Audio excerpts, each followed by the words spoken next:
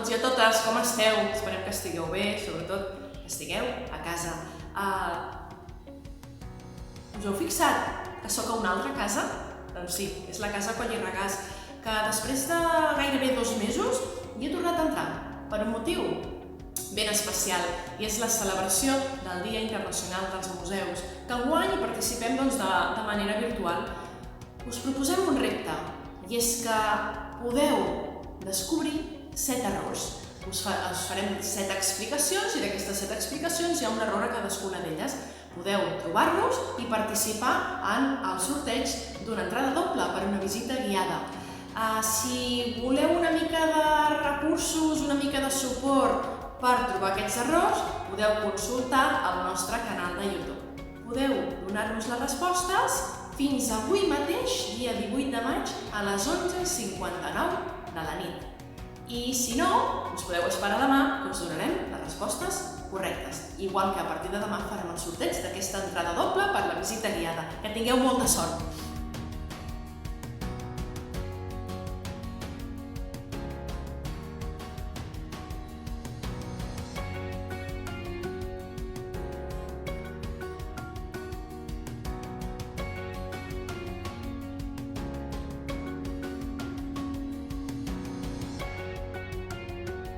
Sabeu on soc ara? Ara soc en aquest espai fantàstic que és el centre de la casa, que és l'anomenat atri. És una mena de distribuïdor que ens permet anar cap al jardí, que el tindríem allà, ens permet anar cap a fora, i aquí teniu aquesta fantàstica escala que ens condueix cap al primer pis o fins i tot cap al passadís del servei domèstic de la casa. Una de les coses claus en aquest espai és la seva llum. I per on ve aquesta llum? A part de les finestres laterals, tenim una fantàstica claraboia.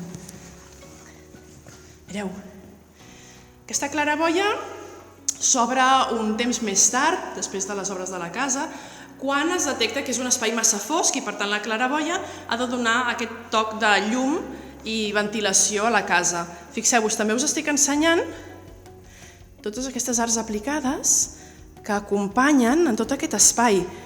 Els esgrafiats, la forja, el treball en pedra, fixeu-vos, fantàstic, la floritura, la natura un altre cop dins de casa.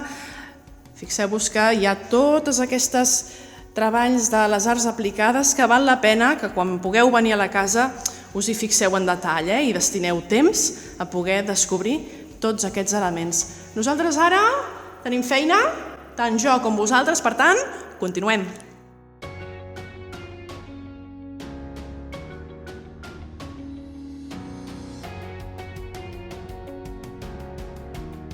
Mireu què tenim aquí. Un rentamans de dimensions enormes de marbre polit, aquesta pica, fantàstica, i envoltat de ceràmiques, ceràmiques vidriades. De fet, tant el marbre com la ceràmica ja sabeu que són materials molt nets, molt higiènics, i tant com col·locar un rentamans abans de passar al menjador, que aquí tenim el menjador de la casa. Tot i així, havien d'anar a buscar aigua a la font per omplir la pica, però el fet de rentar-se les mans comença a inculcar-se com un hàbit, com una rutina d'aquesta higiene bàsica de la classe burgesa, que viu d'una manera molt moderna. Fixem-nos, no ens oblidem tampoc això, aquest drac, aquest griu. I vosaltres, ja us renteu les mans sovint, tot i no tenir potser un rentamans com aquest? Vinga, continuem.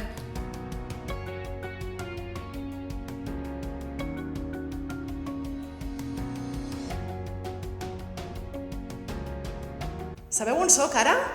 Mireu, aquest és el menjador de la casa, que està situat entre la galeria i la zona del rentamans, que abans us hem explicat. És un menjador que resumeix molt bé el concepte d'ostentació, de riquesa, de classe burgesa i de vida domèstica. Per una banda, la llum que ens entra des del jardí i per altra banda, la gran quantitat d'aquestes arts aplicades que li donen un toc elegant i que conviden a passar, a seure i a menjar.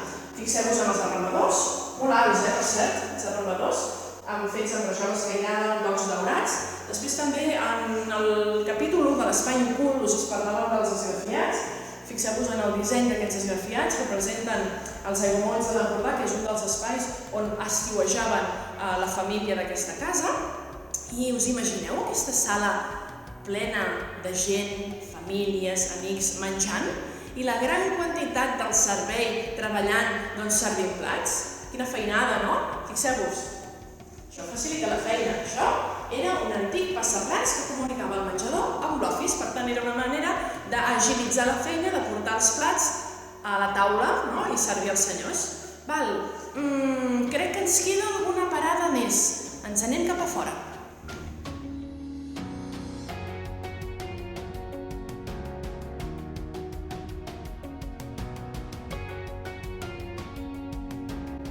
Fixeu-vos on soc.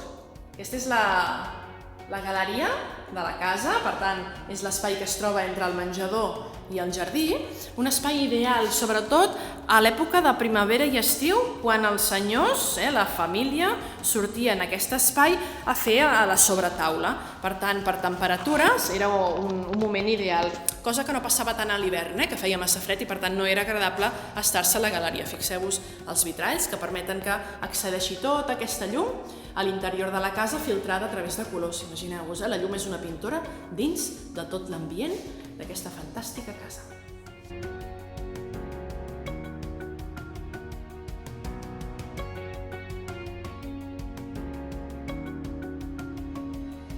Mireu on som, ja som a fora. Estem a la zona de la terrassa, connectant al jardí.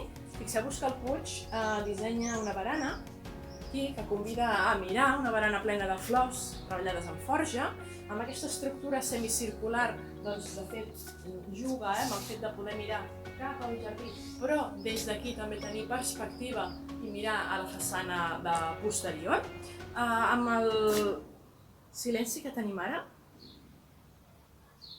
només sentim els ocells, és el silenci propi del confinament, però també segurament seria el silenci del 1900 i per tant és un espai tranquil on fer-hi aquesta vida contemplativa.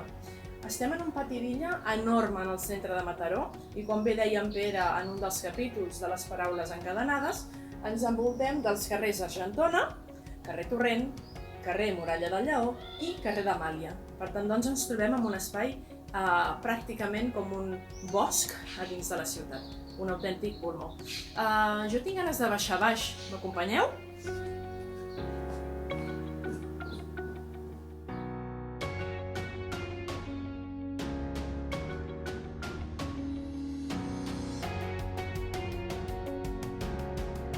Ja som baix, ara som en el nivell de soterrani, hem baixat per aquesta escalinata d'aquí, fixeu-vos quina elegància no només en aquesta doble escalinata, que també la tenim duplicada a l'altre costat, sinó en l'accés en aquest soterrani, aquesta estructura semicircular, aquestes arcades graonades.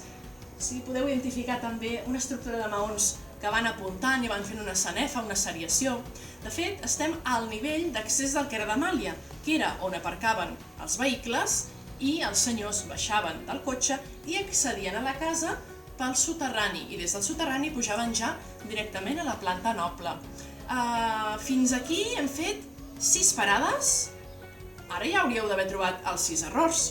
Doncs bé, ens en queda un, i aquest que ens queda és una sorpresa, amb motiu del Dia Internacional dels Museus. M'acompanyeu? A veure si sabeu on vaig.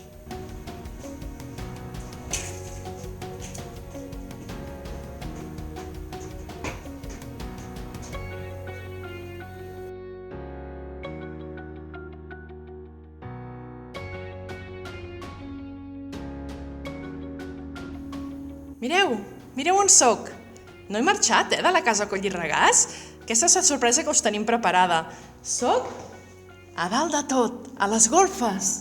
Fixeu-vos, impressionant, enormes, un espai gegant, aquesta estructura de fusta que ja us l'havíem explicat en algun capítol de les paraules encadenades, aquests pendents tan accentuats dels vessants, les encavallades de fusta que ens poden fer pensar, en les masies, en les cases pairals. Per cert, les finestres que ens donen a baix en el jardí, fixeu-vos l'alçada que tenen, compareu-la amb la meva alçada. Les golfes era un espai ideal perquè els senyors pugessin a fer-hi la migdiada, sobretot a l'estiu.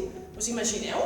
Pujar aquí dalt, amb aquesta fresca que acompanyaria les migdiades, ja ens agradaria, Doncs bé, Amb aquest espai acabem la visita virtual especial Dia Internacional dels Museus.